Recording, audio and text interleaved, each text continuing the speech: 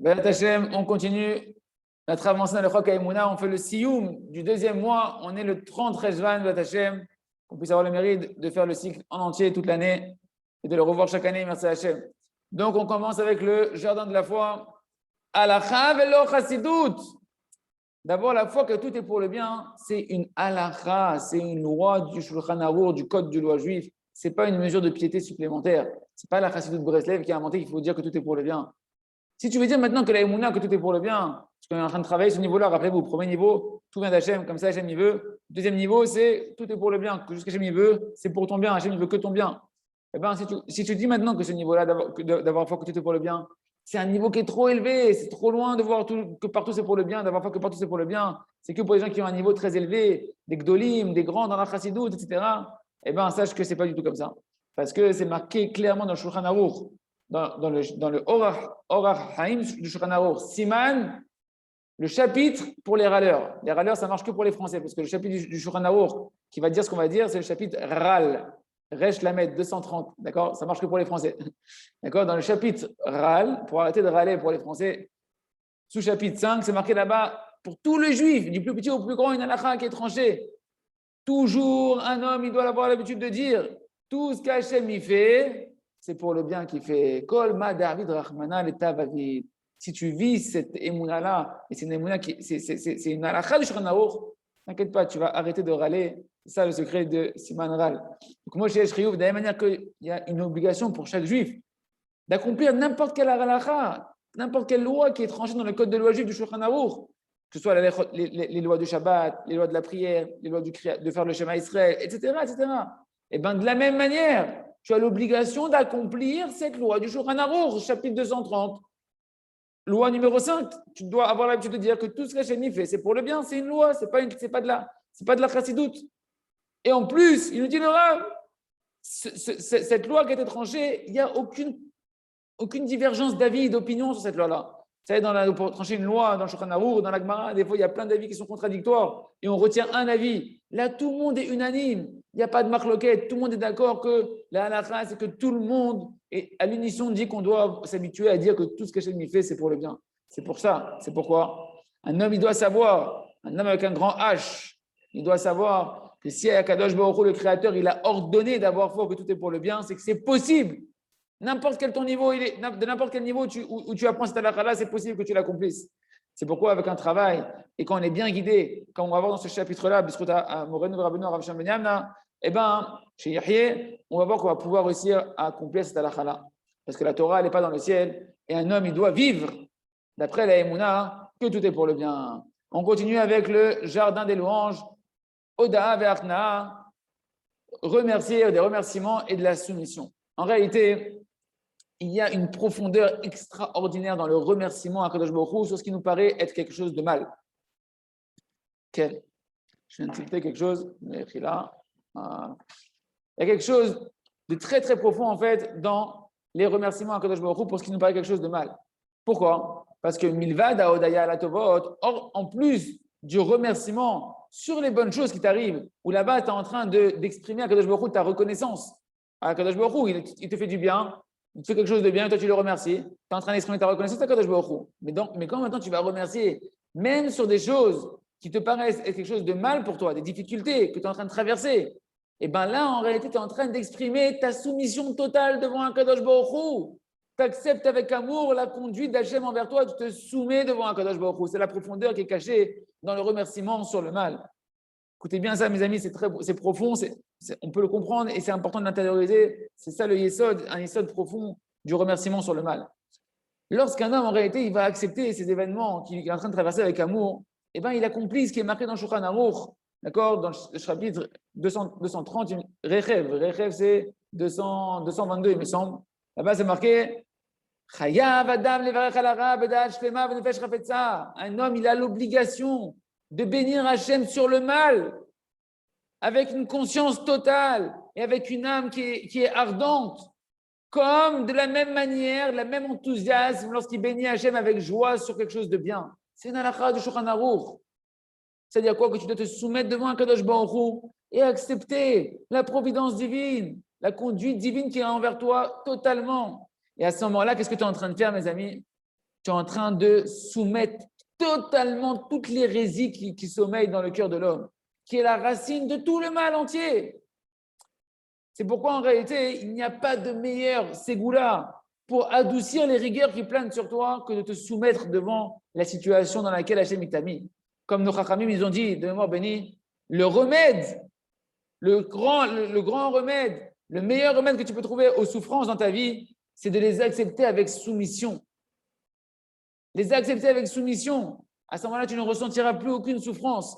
Comme on voit dans les Sipuré Maasiot, dans le Maasé du maître de la prière, que là-bas, il y avait un gibor, un héros, un homme extrêmement puissant, qui allait, qui faisait de conquête en conquête pour conquérir encore une autre terre et une autre terre. Et il ne voulait qu'une seule chose. Il voulait ni de l'argent, ni de l'or, ni rien du tout. Il voulait qu'une seule chose, qu'on se soumette devant lui. Et dès qu'on se soumettait devant lui, il laissait tranquille le pays, le peuple, et il continuait sa route. En réalité, le secret qu'il vient de donner Rabbi Nachman de Breslev ici, c'est qui le Gibor? C'est qui cet héros puissant qui peut en un seul instant, avec son épée, terrasser tout le monde et qui demande que la soumission? C'est la Midat Hadin. C'est la tribu de rigueur d'Akadosh Baruch Hu, les souffrances que tu vois dans ta vie, les galères que tu vois dans ta vie. Et en réalité, la tribu de rigueur, il demande qu'une seule chose: soumets-toi devant Hachem, soumets-toi devant Hachem. Et dès qu'un homme il se soumet, immédiatement, la tribu de rigueur, le héros ici, là, il le quitte, il le laisse tranquille. Parce que c'est ça la raison essentielle pourquoi il y a de la rigueur sur ta tête. Pourquoi il y a des souffrances qui viennent sur nous? C'est pour amener un homme à se soumettre devant Hachem. C'est pourquoi dès qu'une personne maintenant, elle remercie Hachem de tout son cœur sur la difficulté, sur la galère, sur la souffrance qu'elle vit, etc. Eh bien, en fait, qu'est-ce que tu es en train de faire par ton remerciement? Tu es en train de te soumettre devant Hachem. Et à ce moment-là, tu adoucis toutes les rigueurs. Et un homme, il va mériter de voir des vraies délivrances pousser d'ici. Mais attention, si une personne ne veut pas accepter les souffrances avec soumission, si une personne, c'est-à-dire qu'elle ne veut pas remercier Hachem sur les problèmes qu'elle a, ça veut dire quoi? Tu n'es pas en train de te soumettre devant Hachem. Tu ne veux pas te soumettre devant Hachem. Tu n'es pas satisfait de ta vie, alors tu te mets à être triste et à te plaindre. Eh bien, ça veut dire quoi? Tu es en train de mépriser et piétiner les souffrances que Hachem t'envoie. Eh bien, la conséquence que Dieu nous en préserve, c'est que tu vas rester avec les hérésies dans ton cœur, comme s'il y a du mal dans le monde, comme si Hachem il fait des injustices dans le monde avec toi. Et Chaz Shalom, ça va entraîner d'avoir de plus grandes souffrances qui vont augmenter, que Dieu nous en préserve. Parce qu'il nous dit le Rav, le meilleur aimant, le meilleur réceptacle pour recevoir des grandes souffrances qui ne vont pas te lâcher, Chaz Shalom, et qui vont aller qu'en grandissant, que Dieu nous en préserve, c'est de pleurnicher. Celui qui aime les souffrances, celui qui aime les galères dans sa vie, qui sache qu'il y a une ségoula. Tu sais, les Juifs, ils aiment les ségoulottes. Il y a une ségoula qui est certifiée, expérimentée, éprouvée. Que celui qui veut des souffrances, il n'a qu'à pleurer et à pleurnicher. Que Dieu nous en préserve, que nous, on aille dans le chemin des louanges, des remerciements, et qu'on puisse adoucir toutes les rigueurs et attirer sur nous que des délivrances et des miracles de la Hachem. On continue avec le livre à travers champs et forêts pour faire Imertse Hachem aujourd'hui encore, jusqu'à 120 ans, Imertse Hachem, notre heure du des doutes. Les Shon Tachanonim, un langage de supplication.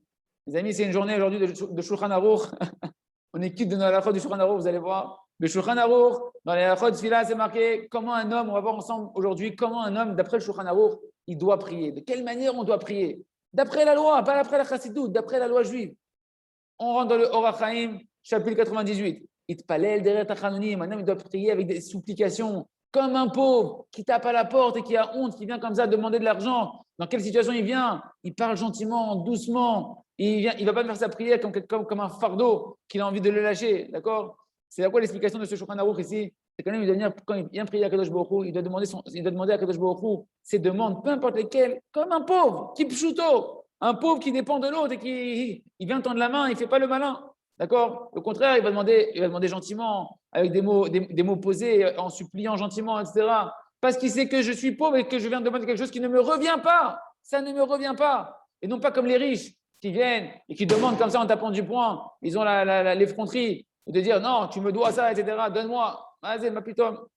C'est pourquoi un homme, il ne doit pas prier en sentant que la prière, c'est un poids, un fardeau, comme si que la prière, c'est une punition qu'on est en train de lui infliger 3 fois par jour. Non, il doit avoir foi quand il prie. Que c'est le plus grand des cadeaux qui existent sur terre. Que tu as l'opportunité, on t'offre une opportunité unique, 3 fois par jour, de pouvoir venir parler à Kadosh Baruch Hu, au roi des rois, qui est rempli de miséricorde, de bonté gratuite, et qui peut en un seul instant te remplir toutes tes demandes. C'est simplement, tu viens de lui demander, Bematna Trina, en sachant que tu viens demander un cadeau gratuit. comme c'est marqué dans le Beur Halacha, sur ce séif-là du Shulchan Aruch. Donc le Beur Halacha nous dit combien il faut faire attention de demander ces prières avec des supplications, parce qu'il y a beaucoup de poskim, des décisionnaires de la loi juive, qui ont comme avis que si jamais tu n'as pas prié de cette manière-là, en suppliant Kadosh Baruch Hu comme un pauvre, eh bien, tu dois recommencer ta prière comme si tu n'avais pas du tout fait la prière. Et le Mishnah Bura, il explique là-bas. Rotzeloma, qu'est-ce qu'on veut dire ici dans ce Shulchan Aruch? Qu'est-ce qu'il veut dire le Maran Bet Yosef? Il nous dit quoi ici? Que la prière, on doit la faire benachat, doucement, comme des supplications, comme quelqu'un qui demande de la pitié sur lui-même. Et il doit faire attention, il doit dans sa tête d'être clair, d'arriver quand tu parles à Kadosh Baruch Hu, qu'il n'y a aucune créature, aucun ange, aucun astre, aucune influence comme une étoile ou quoi que ce soit, aucun personne qui peut remplir tes besoins et répondre à tes besoins, si ce n'est Hachem Idbarach. Et donc tu es là, devant le seul qui peut t'aider sur terre, personne d'autre qui peut t'aider. Donc tu supplies comme un pauvre qui te prenne en pitié à Kadosh Baruch Hu. Que personne ne peut t'aider hormis à Kadosh Baruch Hu. Dans la suite du Shulchan Aruch, il y a Meshach Hassiman dans le Saïfé, là-bas c'est marqué, Maran il écrit Al Yarshov, attention quand tu pries de ne pas penser que tu es digne, que Kadosh Baruch Hu il réponde à tes prières parce que tu as prié avec Kavana. Parce qu'au contraire, nous dit le Shulchan Aruch, si tu penses comme ça quand tu pries, j'ai bien prié avec Kavana, j'ai prié longtemps avec concentration, alors je vais recevoir. Au contraire, il nous dit à ce moment-là, ça rappelle les fautes d'un homme devant Kadosh Baruch Hu. Parce que cet homme-là, il se croit qu'il est rempli que de mérite et qu'on lui doit quelque chose. Et à quel moment on doit prier? On doit penser au moment où tu pries, il dit le Shulchan Aruch, que Kadosh Baruch Hu qui te fasse une bonté gratuite. Tu dois te dire dans ton cœur qui je suis. C'est les mots du Shulchan Aruch, mes amis. Il nous dit, tu dois te dire qui je suis, un pauvre, méprisable.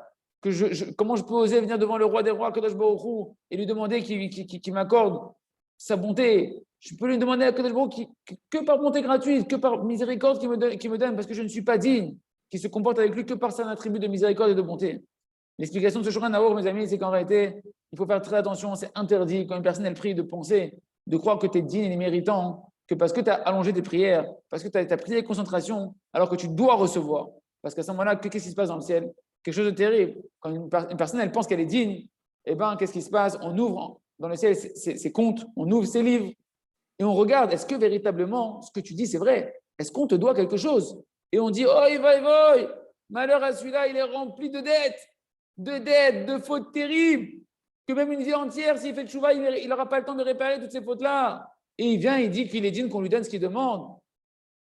Et là, dans le ciel, on fait le raisonnement et ils disent, vu que lui, il réclame son dû parce qu'il a fait 2-3 mérites par-ci, par-là, et bien nous aussi maintenant, on va réclamer le dû d'Akadosh Baruch Hu que tu dois payer. Et bien, Chadé Shalom, les transgressions que tu as fait, que Dieu nous en préserve. Donc attention, de prier Akadosh Baruch Hu seulement, uniquement, par bonté gratuite. Savoir que l'homme a gué l'ikloum. L'homme a gué l'ikloum, Hachem le chayav l'ikloum, Hachem ne me doit rien.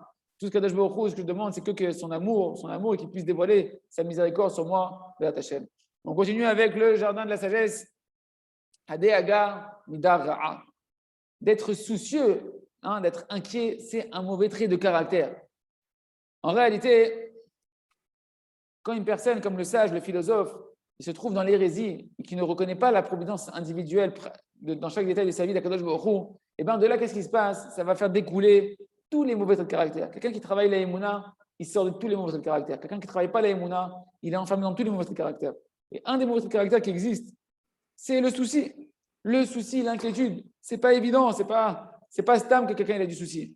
Le Chacham, on voit que dans le conte, il se met à avoir des soucis, il s'inquiète. Qu'est-ce qui va se passer? Peut-être que mon métier, il aura plus d'importance. Peut-être que ce métier-là, j'aurai plus de kavod avec ce métier-là. Peut-être que j'aurai pas de parnassa suffisamment avec ce métier-là. Et bien en fait, ce souci-là, c'est une conséquence directe du manque de Emouna de notre philosophe.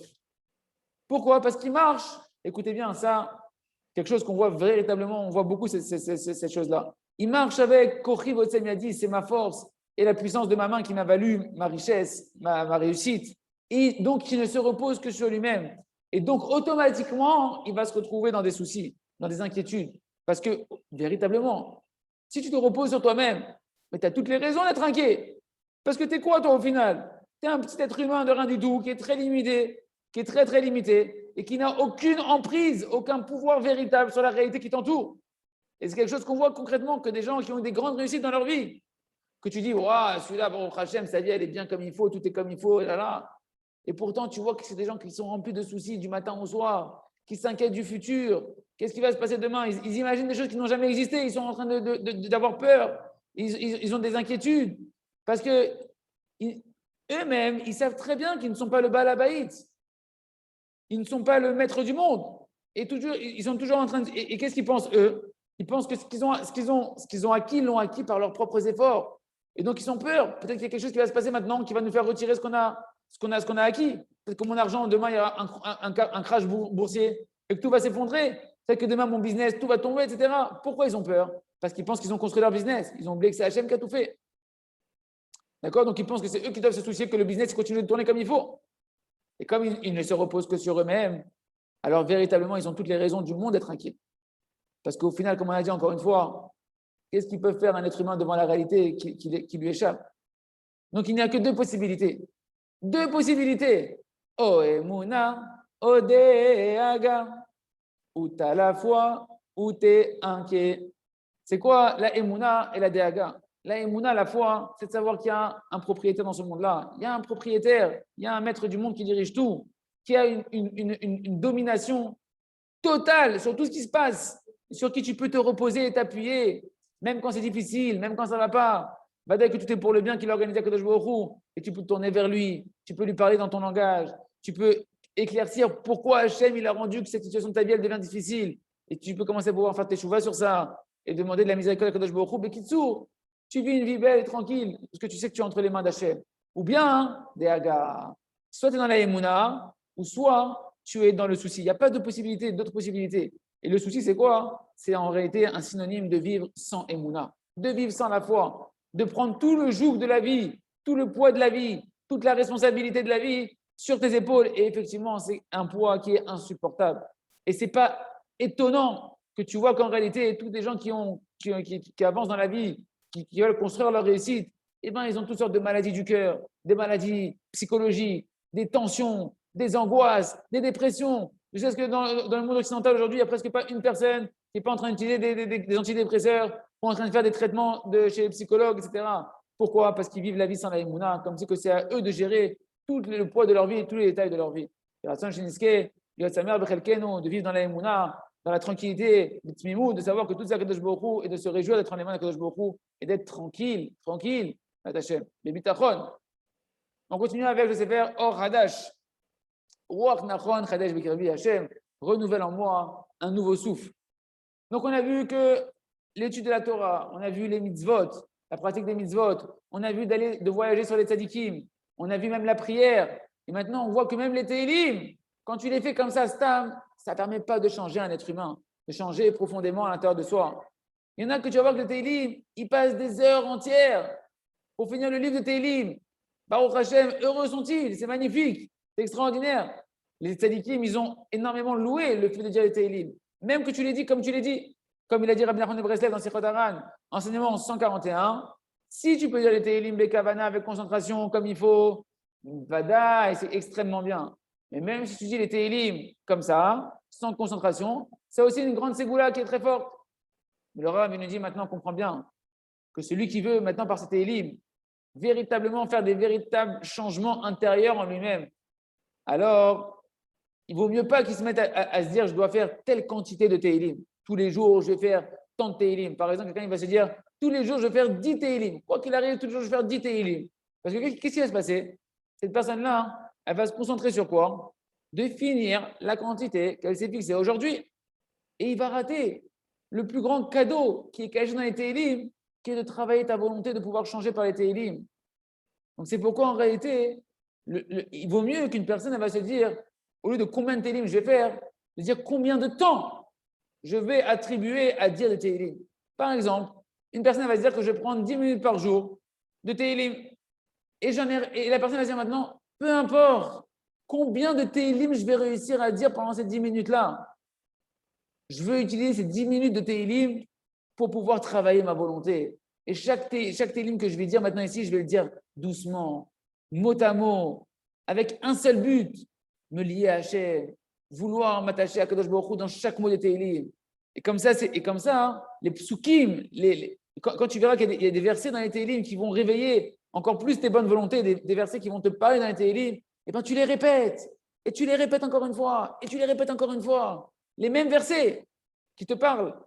Comme on a vu des tzadikim, des grands tzadikim, qui restaient des fois pendant des heures entières. Et ça, je l'ai vu chez le Rav, je l'ai vu chez le Rav du Rav, je l'ai vu même chez Ravadès. Que tu les vois répéter les mêmes versets pendant des minutes, des dizaines de minutes, etc. Par exemple, le verset détourne de mes yeux de voir les futilités de ce monde-là. Aide-moi à pas voir des choses qui sont assourotes avec mes yeux.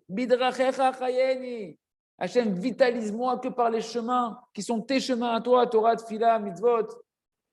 Et on voyait, le Rav a dit, on a vu cet Adikim-là qui répétait ces mots-là, avec à chaque fois une intonation différente, un nouvel air, un nouveau chant quand il faisait les mêmes versets, un chant qui brisait le cœur. Et comme ça, il disait, chaque verset, il le répétait avec une volonté renouvelée, un sentiment renouvelé. Et comme ça, ils ont mérité des niveaux extraordinaires pour préserver leurs yeux, parce que c'est un verset, par exemple, celui-ci, qui permet de préserver ses yeux. Et comme ça, on peut pouvoir accomplir ce qui est marqué dans l'écouter Moharan, dans la deuxième partie, dans l'enseignement 73.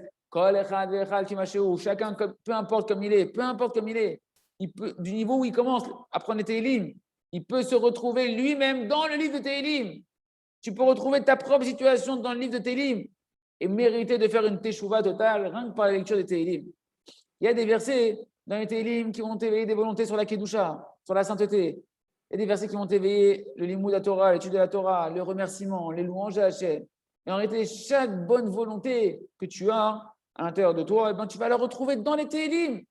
Et quand tu la retrouves dans le Télim, tu dois te réveiller. Au moment où tu lis ce passage dans le Télim, réveiller cette bonne volonté qui est exprimée par David Améler. C'est ça l'essentiel de dire les Télim. Quand on dit les Télim, l'essentiel, c'est de dire les Télim sur soi-même, d'expliquer les mots de David Améler sur soi-même, comme il dit Rabbi Nachman de l'écouter Moharan, Chelek Bet, enseignement 125, que toutes les guerres de David Améler qu'il avait individuellement à faire véritablement dans sa vie, nous, on doit les traduire en réalité comme si on parle des guerres contre notre Yetzirara et ses armées. Quand tu prends les guerres de David dans Télim, tu dois les prier comme si tu es en train de prier contre le Yetzirara, que tu fais la guerre contre le Yetzirara. C'est pourquoi Rabbi Nachman de Breslev raconte sur lui-même qu'il avait l'habitude de dire des fois dans les Télim que les versets qui parlent de supplication, de cri vers Hachem, de recherche d'Hachem. Et tout le reste du Télim, il ne le disait pas. Et comme ça, il disait que les psukim. Des fois, il prenait comme ça, il listait tous les versets qu'il voulait dire des psukim, des Télim. Et tout le reste, il enlevait et il lisait que ces versets-là en un seul trait. Comme ça, c'est marqué dans Chiffré Haran, dans l'enseignement 10 là-bas. Et quand on fait les Télim de cette manière-là, alors c'est plus une lecture de Télim. C'est un travail extraordinaire de volonté de changer, de se purifier, qui va purifier un homme, qui va le nettoyer de tout le mal qui est à l'intérieur de lui. Et mettre une personne en faisant les Télim de cette manière-là, elle va mériter de faire une teshuva totale. Si jamais déjà tu prends le temps de dire et tu as le mérite de faire des Télim, Chabal, c'est dommage de lire les Télim qu'avec la bouche, sans travailler le travail du cœur qui est le travail de la volonté. Et c'est pourquoi il y a beaucoup de gens qui étudient la Torah des années et qui ne changent pas. Il y a beaucoup de gens qui vont pouvoir terminer plein de livres, de Télim, et ils ne changent pas. Ils vont lire le Sidour jour après jour, 3 fois par jour, et ils ne changent pas. Ils vont sur les tombeaux des tzadikim plein de fois par an, et ils ne changent pas. Ils peuvent même habiter des fois là où le tzadik, les tombeaux des tzadikim, ils sont 50 ans, et ils restent les mêmes, avec le même Yetzirara à l'intérieur d'eux, sans avoir changé quoi que ce soit. C'est-à-dire, Hachem, qu'on prenne l'opportunité de ces cadeaux extraordinaires, de ces armes extraordinaires qui sont la Torah, la Tfila, les Kivrei Tzadikim, et Hachem, les Teilim, et qu'on les fasse comme des outils, des armes pour travailler notre volonté de changer, et qu'on voie des prodiges, voir notre Eshama naître, Hachem, et notre Yetzirara tomber, Chazak, Benit Chazek.